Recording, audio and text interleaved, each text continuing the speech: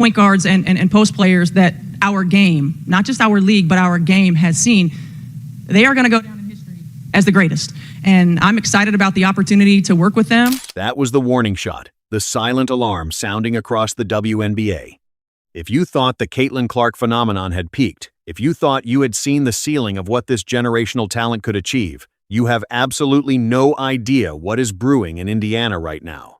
The Indiana Fever just dropped a massive bombshell that has the entire basketball world buzzing, shaking up front offices from New York to Las Vegas, and completely rewriting the playbook on how to manage a superstar. We are talking about a historic, landscape-shifting move that cements the future of the franchise and puts a massive, undeniable target squarely on the backs of the Fever. Just in, the Indiana Fever have officially exercised Caitlin Clark's fourth-year contract option, locking her in through the 2027 season and setting the stage for a mind-bending $1.3 million maximum contract extension. But listen to me very closely. This is not just about the money. The money is just the ink on the paper. What this contract extension represents is a radical, fundamental shift in how the Fever are going to deploy the greatest offensive weapon in women's basketball history, turning her into a completely different kind of threat for the 2026 season. Let us break down exactly what just happened, because the details of this deal are insane when you look at the current financial landscape of the WNBA. Under the new collective bargaining agreement, exercising this option fundamentally changes Caitlin's financial trajectory. Her salary for the 2026 season alone will jump to approximately $528,846. Now, to the casual NBA fan, that might not sound like a groundbreaking figure, but in the context of the WNBA, this is an absolute earthquake. It is a testament to the undeniable reality of the Clark effect. She brought the eyes. She brought the massive television ratings. She brought the sold-out arenas across the country. And now, the very financial structures of the league are literally bending to accommodate the monumental value she brings to the table. By locking down this fourth year, the Fever have secured exclusive negotiating rights for what comes next. The absolute maximum extension allowed by the league, projected to be around $1.3 million. They are building an empire in Indiana, and they just handed the keys to the kingdom to number 22.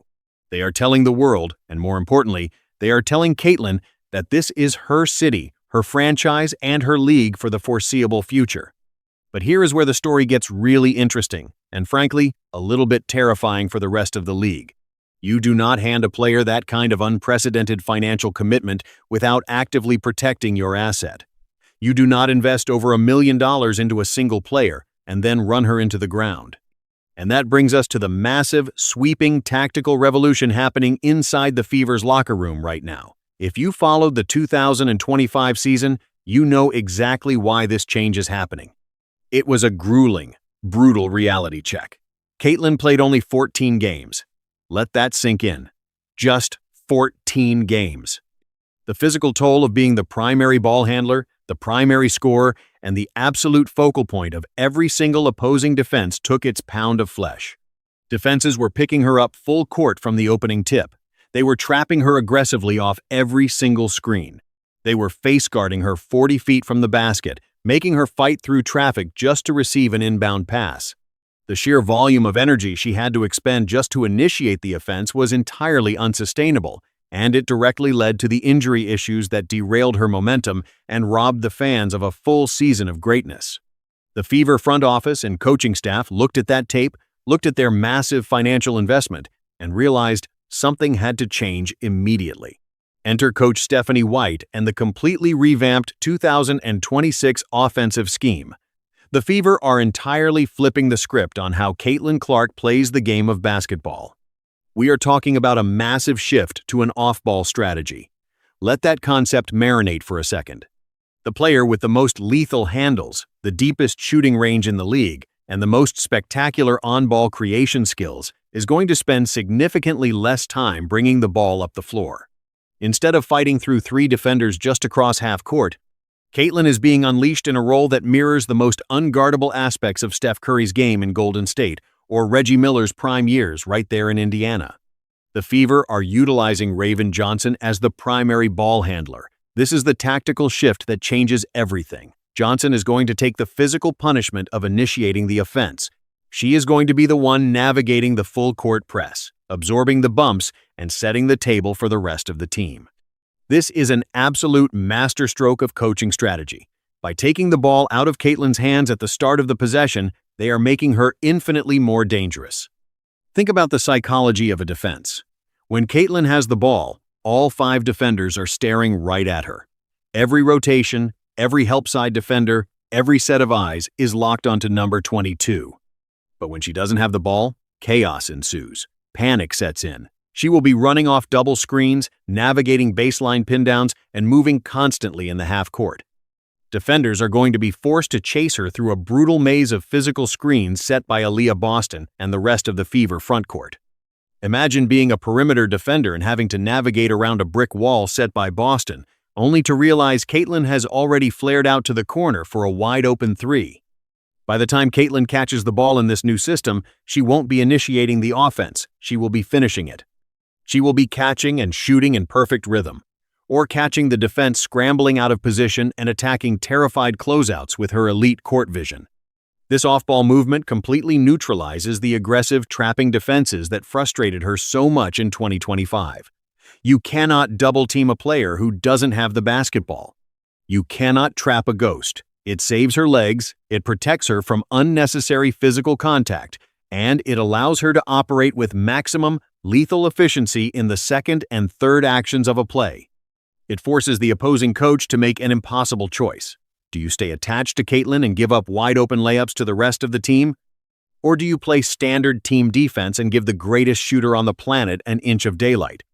And if you think this is just theoretical whiteboard talk, if you think this is just off-season hype to sell tickets, you clearly missed what just happened in the preseason.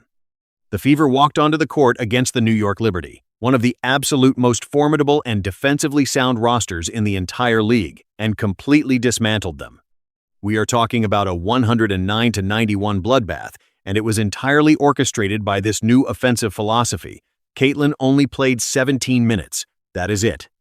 Just 17 minutes of court time in a game where her team dropped 109 points against a championship contender. But in those 17 minutes, the efficiency was absolutely terrifying to witness. 7 points, 3 rebounds, and 4 assists. Now, the box score might not look like a 4-0-point viral explosion, but if you watch the tape, the impact was undeniable and heavy. The Liberty defense looked completely disoriented from the opening tip. They had spent all week preparing for on-ball Caitlin. They were so conditioned to zeroing in on her with the ball at the top of the key that when she started ghosting them off the ball, their defensive rotations entirely collapsed.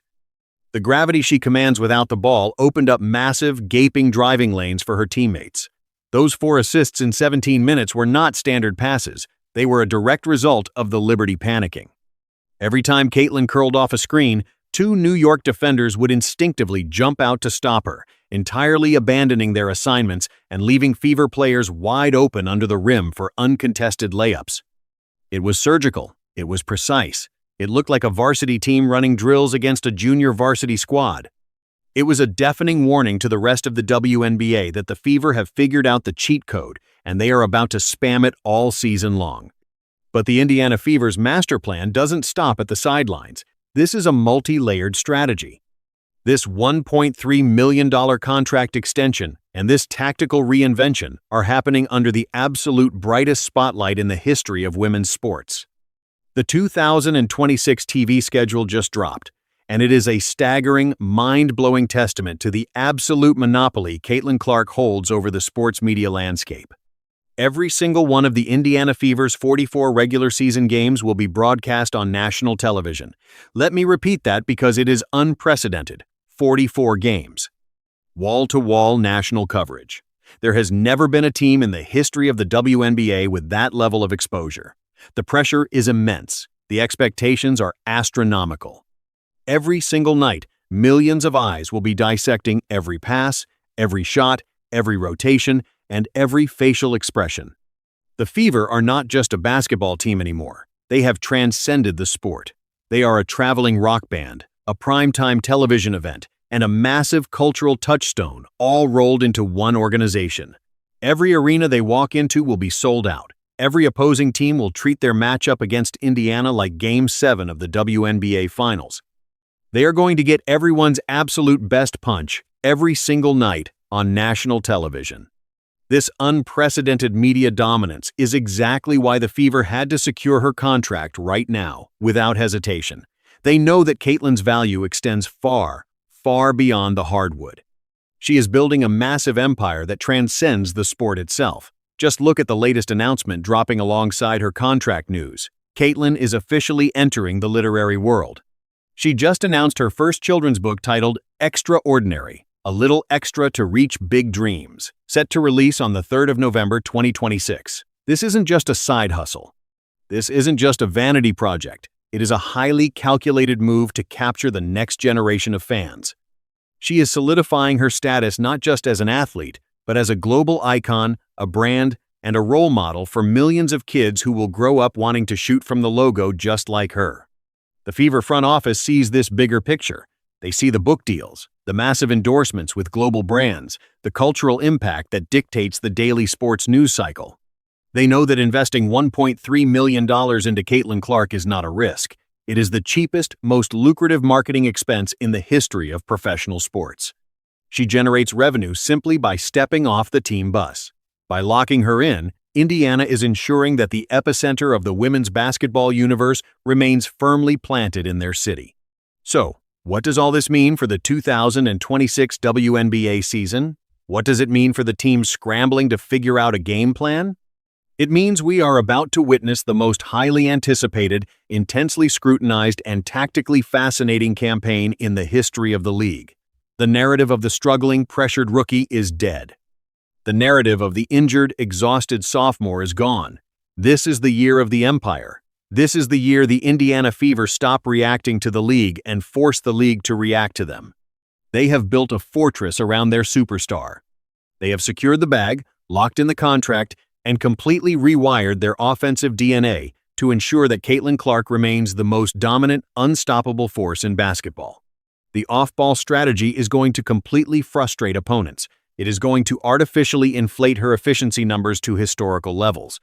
And most importantly, it is going to keep her fresh, healthy, and energized for a deep, grueling playoff run. The rest of the league spent the entire offseason in film rooms trying to figure out how to stop the 2024 and 2025 version of Caitlyn Clark. They devised traps. They drafted specific defenders. They built entire defensive identities around stopping her off the dribble. But the terrifying truth is, that version of Caitlyn Clark doesn't exist anymore. The 2026 version is smarter. She is richer, she is healthier, and she is armed with a tactical system specifically designed by Stephanie White to destroy those exact defensive schemes. The contract is signed. The strategy is set in stone. The preseason warning has been delivered loudly and clearly in New York. The pieces are all on the board. Now, all that is left is the tip-off. And trust me, you are not going to want to miss a single second of the absolute havoc the Indiana Fever are about to unleash on the basketball world.